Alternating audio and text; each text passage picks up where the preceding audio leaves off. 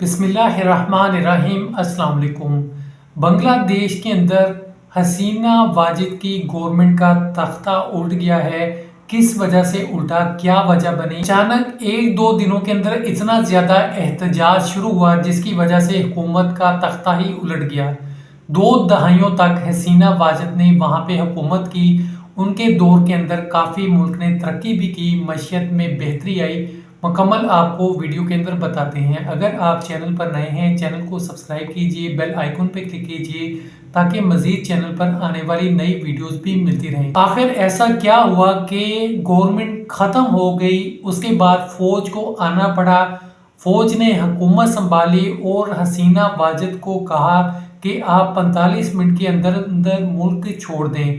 तो हसीना वाजिद हेलीकॉप्टर के ज़रिए इंडिया चली गई और वहाँ क़याम करेंगी, कुछ अरसा रहेंगी, उसके बाद वहाँ से वो इंग्लैंड चली जाएंगी। ऐसा इंडिया के मीडिया पर भी आया है। फौज ने हुकूमत संभाली है और उसके बाद अवाम को कहा है पुरअमन रहें, मिलकर मसाइल का हल करेंगे, जितने भी आपके मतालबात हैं उनको माना जाएगा। इसके अलावा फौज ने कहा कि मिलकर मसाइल का हल करना है, ऐसे नुकसान करने का कोई फ़ायदा नहीं। आपको बता दें कि बांग्लादेश के अंदर अचानक एक तहरीक उठती है जिसकी वजह से पूरे मुल्क के अंदर तबाही मच जाती है, लोग इकट्ठे हो जाते हैं और हसीना वाजिद की हुकूमत ख़त्म हो जाती है। ये सिलसिला शुरू होता है नौकरियों को लेकर।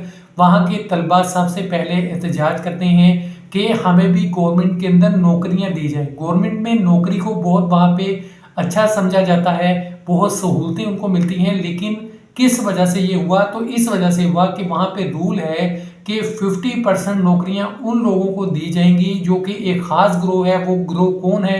वो ये लोग हैं जिन्होंने 1971 के अंदर पाकिस्तान के खिलाफ लड़ाई के अंदर लड़ाई की थी, लड़े थे, और इन लोगों के ख़ानदानों को आगे नौकरियां मिलती थी, जैसे कि बाप है आगे बच्चों को। तो तलबा ने मुतालबा किया कि ऐसा क्या कानून के चले मानते हैं कि उनको नौकरियां मिली, आगे उनको बच्चों को मिली, लेकिन अब हमारा क्या कसूर है? 4 लाख तलबा थे जो निकले, एहतजाज किया। उन्होंने कहा हम लोग पढ़ते हैं, आगे हमें डिग्रियां लेने में इतना मुश्किल का सामना होता है, उसके बाद हम इतना पैसा खर्चते हैं, उसके बाद हमें गवर्नमेंट नौकरियां ना मिले, ये कहाँ का इंसाफ है?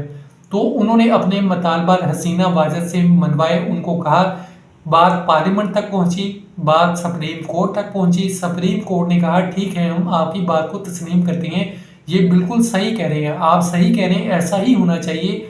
ये नहीं है कि गवर्नमेंट जॉब एक खास तबके को दी जाए, ये अच्छी बात नहीं है। सुप्रीम कोर्ट ने ऐसा कहा था। हसीना वाजिद ने इसके खिलाफ फिर एक दरख्वास्त दायर कर दी। वो इन मुतालबात को मानने के लिए तैयार नहीं थी। आपको हसीना वाजिद के बारे में बता दें कि ये अपनी हुकूमत के खिलाफ कोई बात नहीं सुनती थी, कोई भी आवाज़ उठती थी उसको दबा देती थी। लोग इस बात से भी काफ़ी परेशान थे और इसके अलावा लोगों के अंदर गुस्सा भी पाया जाता था। आखिरकार हसीना वाजिद की वजह से मुल्क के अंदर काफ़ी हालात बिगड़ गए। 300 के करीब लोग मारे गए, जख्मी हुए हज़ारों में लोग, 10,000 लोग हैं जो कैद में हैं। इस तरह हालात बिगड़ते जा रहे थे। पूरे मुल्क के हालात इतने ज़्यादा ख़राब हो गए कि फ़ौज खुद आई। उसने कहा हसीना वाजिद को 45 मिनट के अंदर आप मुल्क छोड़ दें। तो 45 मिनट के अंदर वो अपना हेलीकॉप्टर लेके इंडिया चले जाती हैं। सुना यही जा रहा है वहाँ पे रहेंगी, उसके बाद वो इंग्लैंड चले जाएंगी।